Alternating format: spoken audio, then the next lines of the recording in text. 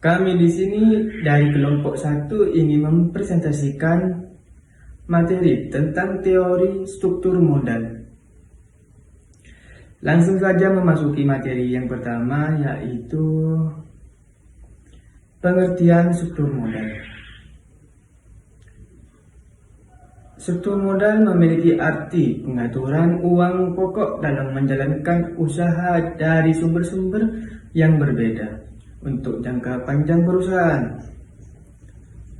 Dari penjelasan di atas, maka dapat kita simpulkan bahwa struktur modal atau bisa juga disebut kapital struktur yang berkaitan dengan kombinasi saham ekuitas modal, saham preferensi, surat utang pinjaman jangka panjang, dan laba yang tertahan, serta sumber dana jangka panjang lainnya yang berhasil dikumpulkan oleh perusahaan. Selanjutnya, menurut para ahli, ada 3. Yang pertama, Sternberg.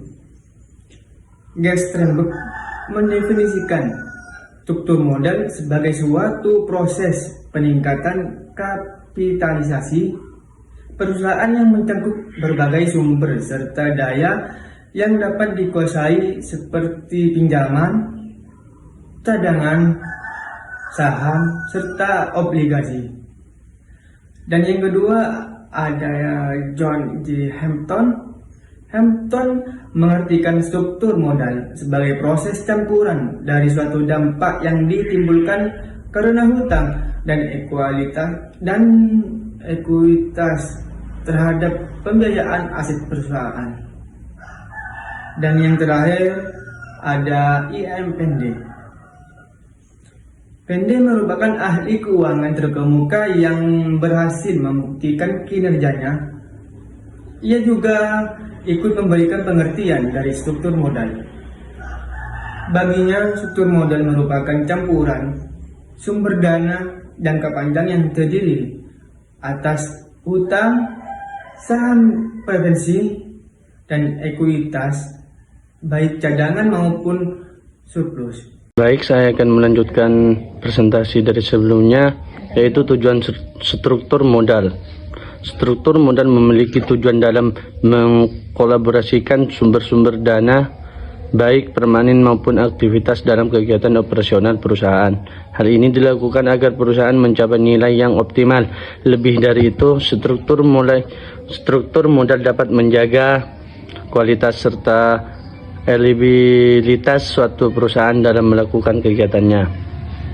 Teori struktur modal.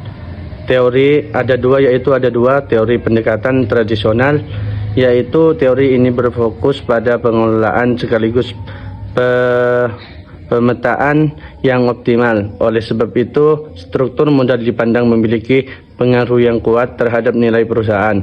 Inilah yang menyebabkan struktur modal dapat diubah serta disesuaikan untuk mendapatkan hasil optimal dalam suatu perusahaan. Yang kedua yaitu teori trade-off. Teori trade-off memiliki pandangan bahwa untuk menentukan struktur modal yang optimal, maka dibutuhkan beberapa faktor seperti biaya keagenan pajak serta kesulitan keuangan. Namun agar perusahaan tetap bertahan, teori ini juga menegaskan untuk memperhatikan asumsi dari efisien pasar. Oleh sebab itu, pelaku usaha akan memikirkan kesulitan biaya dan bagaimana cara menghemat pajak. Saya akan membacakan teori pendekatan Modigliani dan Miller. Teori ini dinamakan oleh pencetusnya yaitu Franco Modigliani dan Merlon Miller. Teori ini terbagi menjadi 2, yaitu teori tanpa pajak dan teori dengan pajak. Teori pendekatan Modigliani dan Miller dengan pajak menyatakan bahwa struktur tidak relevan dengan nilai perusahaan. Nilai dua perusahaan yaitu identik akan tetap sama dengan tidak akan mengaruhi pilihan keuangan yang diadopsi untuk membayangi aset. Modik, Liani, dan Miller kemudian mengajukan amunisi untuk membangun teorinya. Beberapa di antaranya yaitu tanpa agoci, COX, tanpa pajak, tanpa biaya kebangkrutan, investor dapat berutang dengan suku bunga sama dari perusahaan, dan investor memiliki informasi serupa manajemen tentang prospek perusahaan pada masa depan. Teori ini juga menyatakan bahwa tidak ada biaya kebangkrutan dalam struktur modal. Aset dapat dijual dengan nilai pasar jika terjadi kebangkrutan. Earning before EBIT tidak dapat mengaruhi utang, dan investor adalah risk crash. Sedangkan teori pendekatan Modik, Liani, dan Miller dengan pajak menyatakan bahwa pajak dibayarkan untuk pemerintah, artinya menjadi aliran kas luar perusahaan. Utang perusahaan menjadi pengurang pajak sehingga dapat manajemen pengeluaran pajak. Teori pecking order. Teori pecking order memiliki sudut pandang bahwa tingkat keuntungan yang dapat dimiliki suatu perusahaan berjumlah besar, maka hal tersebut akan membuat perusahaan sedikit memiliki utang. Inilah yang kemudian muncul beberapa preferensi secara runtut pada teori pecking order. Berikut adalah penjelasannya. 1. Perusahaan dapat memilih pemasukan internal dari hasil usaha perusahaan. Kedua, perkiraan investasi dapat digunakan untuk menghitung target rasio pembayaran. 3. Perusahaan akan memiliki cash flow yang besar daripada pengeluaran saat memiliki kebijakan konstan dan fluktuasi serta kesempatan investasi. 4. Jika terdapat kondisi internal, maka perusahaan akan mengeluarkan surat berharga yang paling aman terlebih dahulu. Selanjutnya, teori asimetri informasi dan signaling.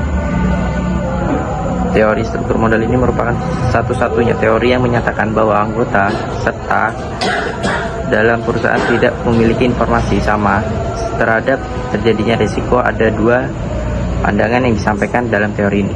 Berikut penjelasan ini. Pertama, Mayes dan Magluf menyatakan bahwa adanya perbedaan perolehan informasi antara manajer dan pihak luar, di mana manajer memiliki informasi lebih lengkap tentang perusahaan daripada pihak luar. Oleh sebab itu, poros utama dalam perusahaan adalah manajer. Dan yang kedua, signaling. Signaling merupakan pandangan yang menjelaskan bahwa pengembangan modal yang terjadi akibat utang merupakan sinyal yang disampaikan manajer pada pasar. Hal ini terjadi karena manajer berusaha untuk memastikan perusahaan memiliki prospek yang baik. Dengan kata lain, peningkatan saham serta kesempatan investor yang terbuka luas. Baik, saya akan melanjutkan dari presentasi sebelumnya, yaitu tentang faktor-faktor yang mempengaruhi struktur modal. Yang nomor 1, struktur aktiva atau tangibility. Menurut Stone dan Brigham, struktur aktiva adalah perbandingan antara aktiva tetap dan total aktiva. Sementara Samsudin mendefinisikannya sebagai alokasi dana untuk tiap komponen aktiva baik tetap maupun lancar. Perusahaan dan aktiva tetap dominan cenderung menggunakan modal sendiri, sedangkan perusahaan dengan aktiva lancar besar lebih mengandalkan utang. Ini menunjukkan struktur aktiva mempengaruhi struktur modal perusahaan. Yang kedua yaitu growth opportunity. Arti dari growth opportunity adalah sebuah peluang yang dimiliki perusahaan untuk tumbuh ke depannya. Namun, beberapa ahli mengemukakan pendapat yang berbeda, di mana growth opportunity merupakan titik balik perubahan aktiva yang perusahaan miliki. Oleh sebab itu, perusahaan akan cenderung melakukan investasi demi keuntungannya sendiri.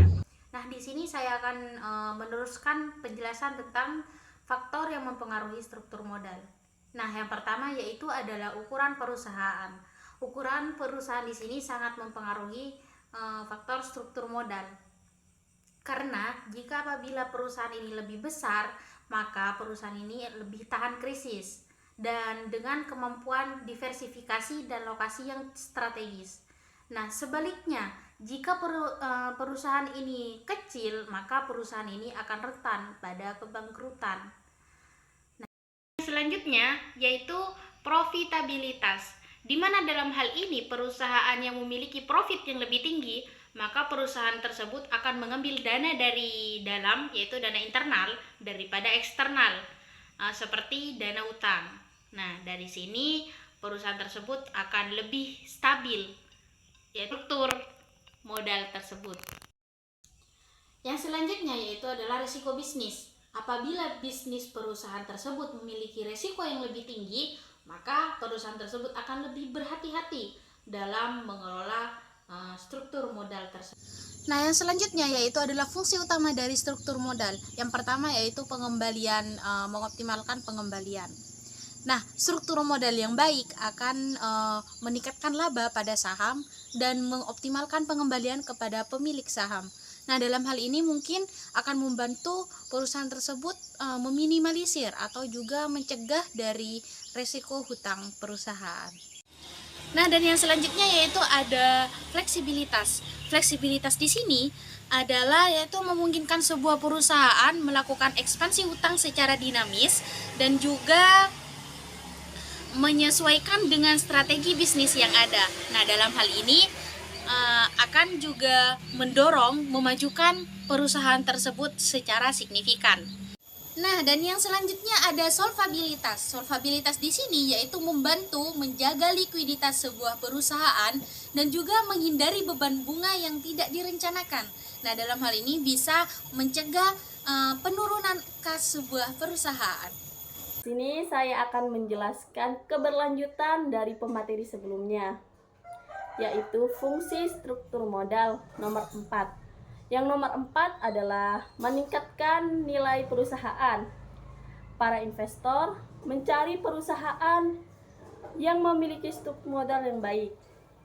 Dengan kata lain, investor lebih suka menanam uang mereka hanya pada perusahaan dengan tata permodalan yang terjaga. Jika perusahaan mampu menciptakan hal tersebut, maka pasti sahamnya akan meningkat. Yang nomor 5, mengurangi risiko keuangan. Keseimbangan antara proporsi utang dan ekuitas dan dapat melakukan dengan memiliki struktur modal yang baik. Oleh sebab itu, perusahaan akan terhindar dari kondisi keuangan krisis dan jauh dari kebangkrutan. Selain itu, perusahaan akan memiliki kondisi keuangan yang sehat. Dan selanjutnya nomor 6, meminimalkan biaya modal. Yaitu struktur modal juga dapat dirancang untuk memenuhi modal utang jangka panjang yang strategis. Hal ini dilakukan oleh perusahaan mempersiapkan demi perusahaannya di masa depan, sehingga perusahaan akan mendapatkan meminimalisir biaya pinjaman yang diperlukan. Dan selanjutnya adalah nomor 7, alat perancang pajak.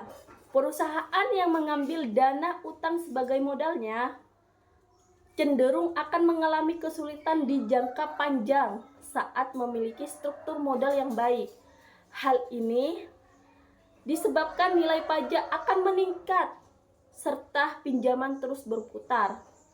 Oleh sebab itu, penting dalam mengelola struktur modal. Selanjutnya nomor 6, pemanfaatan dana optimal. Perusahaan yang memiliki struktur modal yang baik akan leluasa dalam menyusun rencana secara sistematis dan strategis. Akibatnya akan menghasilkan output optimal dari laba yang tersedia.